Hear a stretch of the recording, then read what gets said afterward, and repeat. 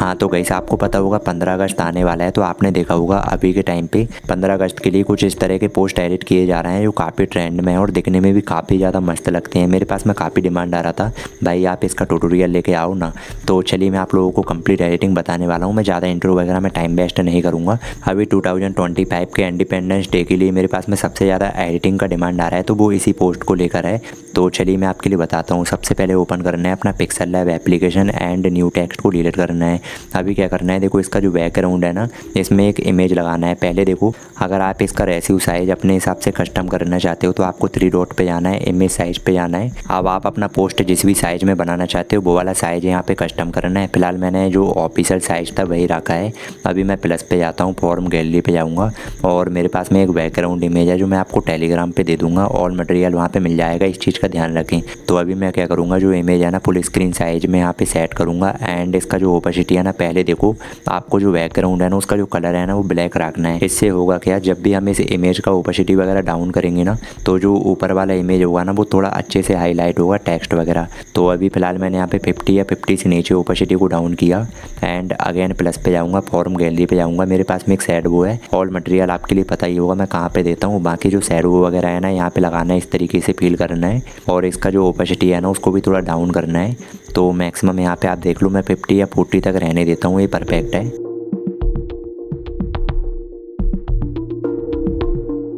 तो आप अपने हिसाब से भी देख लेना। अब आपको अगेन प्लस पे जाना है, फॉर्म गैलरी पे जाना है और ये वाला PNG लेना है। अब देखो इसको थोड़ा अच्छे से सेट करना है, मैं आपके लिए बता रहा हूँ। पहले देखो ये जो सेट वो है ना उसको इनेबल करना है, वाइट कलर को लगाना है और ओपेसिटी को एकदम फुल करना है ताकि इसमें ग्लो आ जाए। एकदम क्लियरली फुल मत करना, मैक्सिमम 70-75 तक रहने देना। अब आपको अगेन प्लस पे जाना है और एक और शेड वो लेना है। तो अभी देखो ये जो शेड वो है ना वो हमें इमेज के नीचे लगाना है ताकि यहाँ पे जो इमेज का कॉर्नर है ना वो थोड़ा हाइड हो जाए। तो ये एकदम से परफेक्ट हो चुका है। थोड़ा मैं इसको सेट कर लेता हूँ, फिर आगे का प्रोसेस बताऊँगा।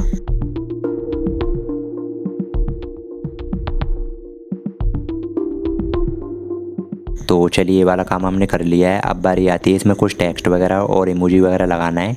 तो पहले क्या करना है, देखो एक टेक्स्ट है जो जिसमें लिखा होता है मेरा भारत महान। तो इस तरह का एक हिंदी वाला टेक्स्ट है। देखो अगर हम टेक्स्ट में हिंदी में टाइप करेंगे ना तो ये वाला जो फॉन्ट है ना हो सकता है आपको ना मिल पाए, क्योंकि इस तरह के जो फॉन्ट होते हैं ना वो अपने से भी बनाना होता है, लेकिन इसके लिए लैंग्वेज की ज़रूरत होती है। लेकिन आप कीर्तिदेव श्रीदेव जैसी जेपे फाइल में देखो तो हो सकता है मिल जाए, लेकिन मेरे को मिला नहीं था तो मैं आपको PNG में दे दूंगा।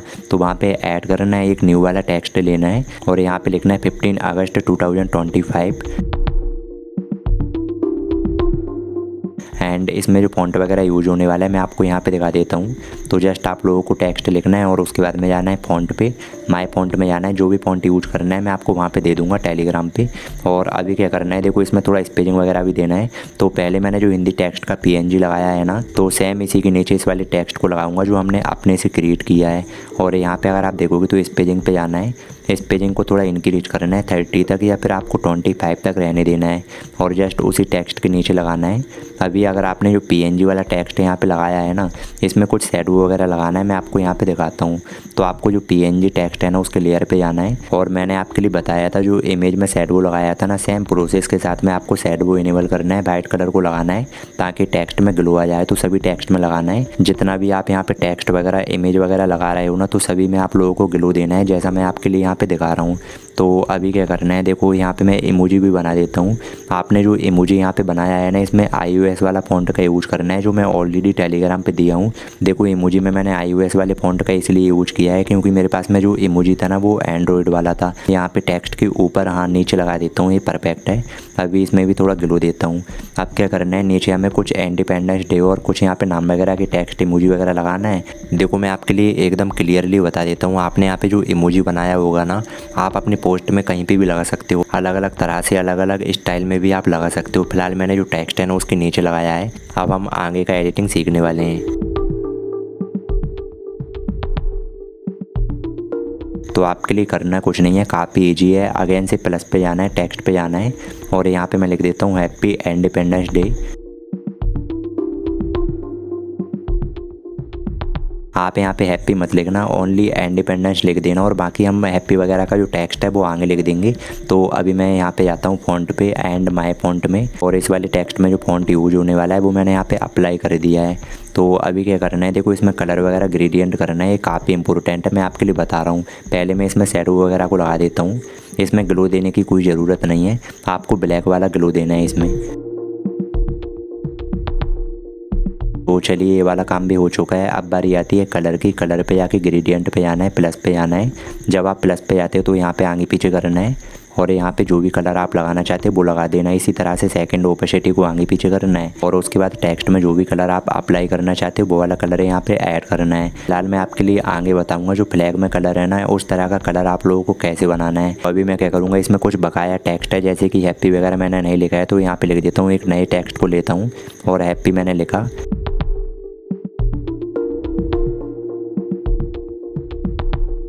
साथ में यहाँ पे फ़ॉन्ट पे जाके माय फ़ॉन्ट में जाता हूँ और फ़ॉन्ट का भी यूज कर लेता हूँ।